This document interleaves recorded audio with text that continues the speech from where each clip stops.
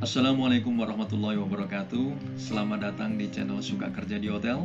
Saya Agus Setiawan, salah satu hotelier yang ingin membagikan pengetahuan perhotelan saya berdasarkan pengalaman saya selama kerja di hotel buat sobat semua yang masih duduk di bangku sekolah perhotelan atau yang sudah lulus, supaya kalian lebih siap lagi dalam memasuki dunia kerja di hotel, supaya kalian lebih siap lagi dalam menghadapi interview kerja di hotel, dan supaya kalian mempunyai peluang yang lebih besar untuk diterima kerja di hotel. Dan bagi yang sudah bekerja di hotel, channel ini bisa menambah pengetahuan perhotelan kalian. Ikutin terus channel ini dan semoga bermanfaat.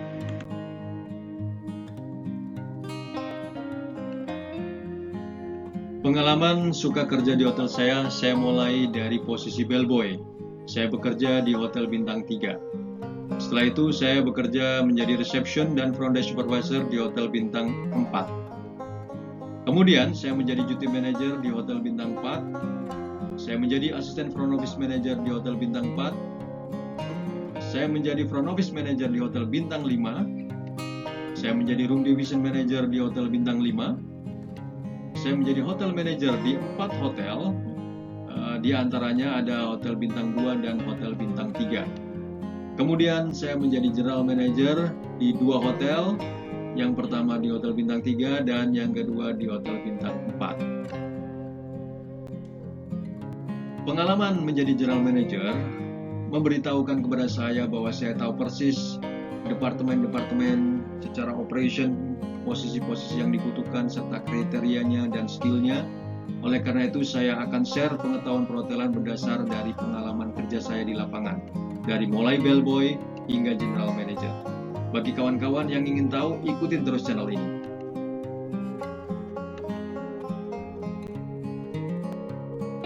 Baik, sebelum masuk ke studi 1, saya ingin cerita sedikit bahwa ketika saya diinterview oleh salah seorang GM asing, beliau hanya meminta saya untuk membuat tamu-tamu hotel senang tinggal di hotel tersebut. Kata kuncinya membuat tamu-tamu hotel senang.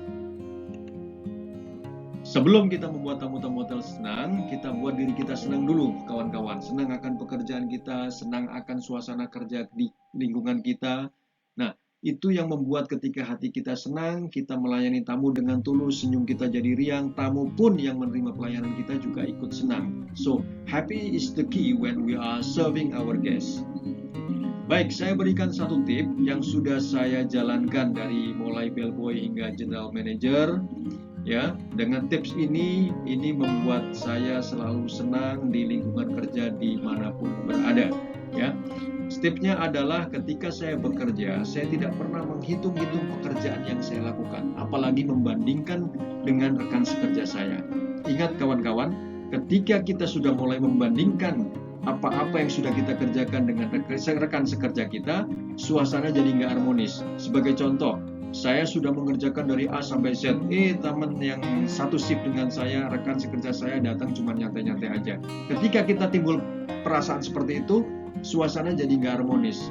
Hubungan saya dan dia jadi hitung-hitungan kerjaan. Jadi suasana jadi nggak harmonis lagi. Nah, itu yang membuat suasana kerja jadi tidak menyenangkan. Oleh karena itu, dari mulai bellboy sampai dengan general manager, saya tidak pernah menghitung-hitung pekerjaan yang saya lakukan. Ketika itu menjadi tugas dan tanggung jawab kita kerjakan.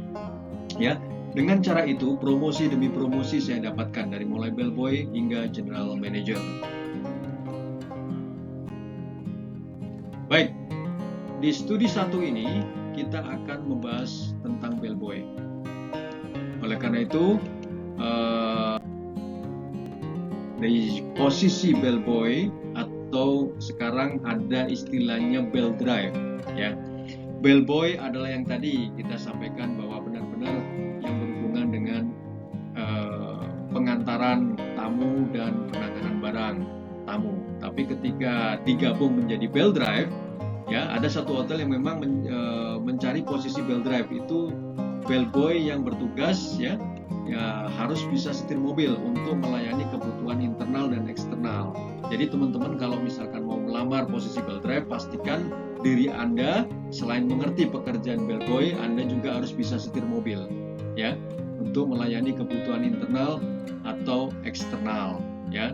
Internal itu misalkan mengantar rekan kerja yang dari accounting kemana gitu ya. Kemudian kalau untuk eksternal bisa jadi kita mengantar tamu, baik itu city tour ataupun menjemput tamu ke airport ataupun mengantar tamu ke airport, seperti itu.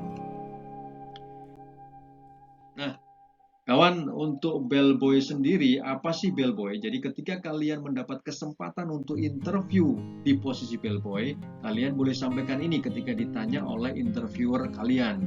Apa sih bellboy? Bellboy adalah salah satu jabatan ya di bawah naungan kerja di front office departemen yang mempunyai tugas dan tanggung jawab utama dalam pengantaran dan penanganan barang bawaan tamu, baik itu saat check-in ataupun check-out ya. Tentunya semuanya didasarkan safety dan security pelayanan. Apa sih safety dan security pelayanan? Nanti akan saya jelaskan. Safety dan security pelayanan ada di area alur kerja atau operational step ya. Nah, secara umum bellboy itu bertanggung jawab atas pekerjaannya terhadap seorang front office manager ya. Nah, apa sih yang perlu diketahui oleh seorang bellboy? Yang pertama, jadwal kerja. Yang kedua, informasi. Yang ketiga, operational step atau alur kerja atau langkah-langkah operasional ketika kita menghandle tamu check-in bagaimana, menghandle tamu check-out bagaimana. Nah, disitulah nanti kita sampaikan urutan-urutan kerjanya, langkah-langkah aktivitasnya. Baik, kita lanjutkan ke jadwal kerja bellboy. Jadwal kerja bellboy itu dalam satu hari dibagi 3 shift. Ada shift pagi, shift siang, dan shift malam ya. Tapi itu saat ini disesuaikan dengan kondisi hotelnya. Ada hotel bintang 5, hotel besar, aktivitas juga lumayan padat. Mereka menggunakan 3 shift. Jadi shift pagi, siang, dan malam. Ada juga hotel yang melihat aktivitasnya hanya padat di pagi sampai dengan malam jam 11 sehingga mereka mentiadakan staf bellboy yang incas di malam hari. Ada seperti itu. Makanya itu tergantung dari kondisi operasionalnya hotel. Nah, kemudian berapa sih jumlah staf yang bertugas? Nah, ini juga disesuaikan dengan aktivitas check-in dan check-out per harinya di hotel itu, serta jumlah kamarnya. Seberapa banyak jumlah kamarnya, berapa banyak aktivitas check-in dan check-out dalam sehari di hotel itu. Ya, itu mempengaruhi ketika misalkan aktivitas tinggi di pagi hari dan siang hari, mereka akan menambah orang di situ. Bellboy yang incas otomatis akan disesuaikan dengan kondisi operasionalnya ya, baik di pagi, siang ataupun di malam hari, seperti itu. Nah, kemudian informasi apa sih yang perlu dipahami dan dihafalkan ya? Ingat kawan-kawan, ketika kalian mencari informasi pastikan 3 unsur ini ada ya: lokasi, jarak, dan jam operasional ya. Informasi apa? Informasi tentang hotel dan fasilitasnya, itu utama sekali itu ya. Tempatnya di mana? Kalian harus tahu. Jam operasional jam berapa? Contoh, restoran ya. Restoran lokasinya di mana nih? Apakah di lantai 1, apakah di lantai 2, atau di lobi? Kemudian jam operasionalnya jam berapa? Bukanya jam berapa? Tutupnya jam berapa? Ya. Kemudian informasi berikutnya, informasi tentang tempat-tempat penting dan menarik yang ada di kota di mana hotel itu berada. Misalkan gedung-gedung pemerintahan, ya kan? Kemudian tempat-tempat ibadah, tempat-tempat wisata yang ada di kota itu gitu ya. Jadi kalian harus tahu lokasinya di mana, kemudian jaraknya berapa lama atau jaraknya berapa, kemudian jam operasionalnya berapa. Kalau kita ngomongin jarak nih. Kalau jarak, kalau misalkan di bawah 1 km, saya biasa gunakan misalkan 500 meter from the hotel. Tapi ketika itu di atas 1 km, kita bisa pakai ukuran waktu. Misalkan 30 minutes from the hotel, 1 hour from the hotel, seperti itu ya. Jadi itu yang bisa kita pakai dalam memberikan informasi kepada tamu. Nah, selanjutnya operational step, handling guest check-in. Ini yang saya bilang tadi, operational step atau kita bilang langkah operasional, atau bisa juga disebut sebagai alur kerja. Nah, alur kerja bellboy, alur kerja handling guest check-in ini saya bagi menjadi 3 area aktivitas. Area aktivitas pertama itu area aktivitas customer atau tamu. Area aktivitas kedua, area aktivitas bellboy sendiri, apa yang dilakukan ketika tamu check-in. Area yang ketiga, area reception, ya, apa yang dilakukan ketika tamu check-in. Namun di session ini saya hanya membahas untuk area aktivitasnya bellboy saja kawan-kawan. Kita lihat ya. Kita mulai start. Aktivitas bellboy apa yang dilakukan ketika tamu check-in? Greet and receive luggage, sapa tamunya dan terima barangnya. Setelah itu antar ke reception tamunya untuk melakukan proses check-in. Dan aktivitas ketiga, verifikasi room number dan escort to the room. Ya, kita verifikasi nomor kamarnya, setelah itu kita antar tamu ke kamar.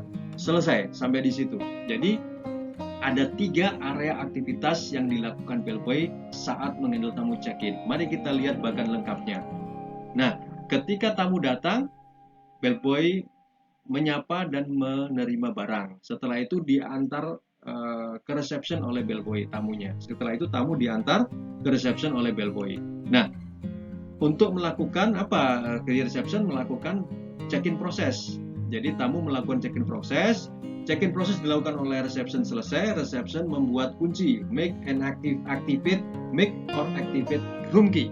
Jadi membuat atau mengaktifkan kunci kamar. Setelah itu diberikan ke tamu. Apa yang diberikan ke tamu? Biasanya kunci kamar, ada breakfast coupon, ada deposit receipt. Ini 3 hal ini yang diberikan ke tamu oleh reception. Nah, setelah itu diterima tamu, barulah bellboy melakukan verifikasi room number dan mengantar tamu ke kamar. Selesai sampai di situ. Dari bagian ini selesai. Pahami secara singkat, Anda sampaikan ketika Anda menerima panggilan interview, Anda sudah mempunyai nilai plus bahwa Anda mengetahui persis apa pekerjaan bellboy. Ya. Kemudian kita lanjutkan lagi dengan uraian aktivitas. Jadi 3 aktivitas utama tadi kita bikinkan uraian di sini. Nah, pertama adalah greet and receive luggage. Apa sih yang dilakukan oleh bellboy untuk aktivitas nomor 1 ini? Ada 2 hal penting yang di situ yang menyangkut soal safety and security pelayanan. Yang pertama adalah ketika kalian menerima barang, cek fisik dulu barangnya. Ada nggak yang aneh di situ? Talinya putus, resletingnya terbuka. Kalaupun ada, segera laporkan ke tamu supaya tamu mengetahui lebih awal kondisi barangnya tiba di hotel. Ya, jadi gitu. Jadi jangan sampai ini tidak dilakukan, karena kalau tamu sudah masuk kamar dan ini tidak dilakukan pengecekan, tamu mendapatkan barang tersebut ada yang rusak, bellboy juga nantinya akan yang ditelepon dan ditanyakan hal ini, sehingga hal ini akan menimbulkan suasana yang kurang nyaman pada saat tamu baru masuk check-in. Nah, ini hendaknya dilakukan. Nah, yang kedua, yang penting juga adalah ketika tamu datang menggunakan transportasi umum, catat plat nomor mobilnya. Kalau misalkan tamu itu menggunakan taksi, catat perusahaan taksinya dan badan atau nomor badan taksinya. Kenapa ini dilakukan? Karena ketika nanti tamu ada kondisi barang ketinggalan, kita segera bisa memfollow up-nya. Nah, kawan-kawan, inilah yang termasuk security dan safety pelayanan tadi.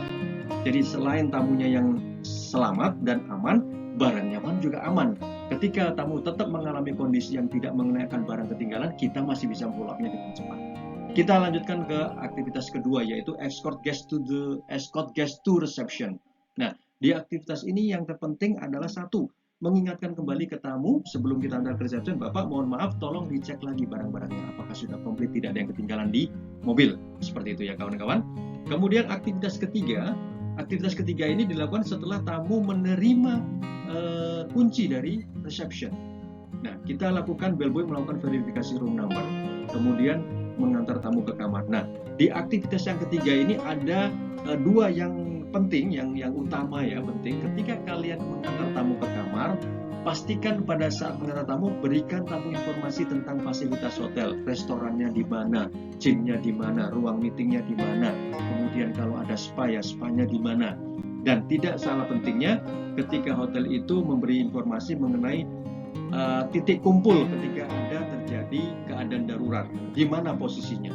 Nah, itu disampaikan juga pada saat kita mengantar tamu sambil jalan. Ya.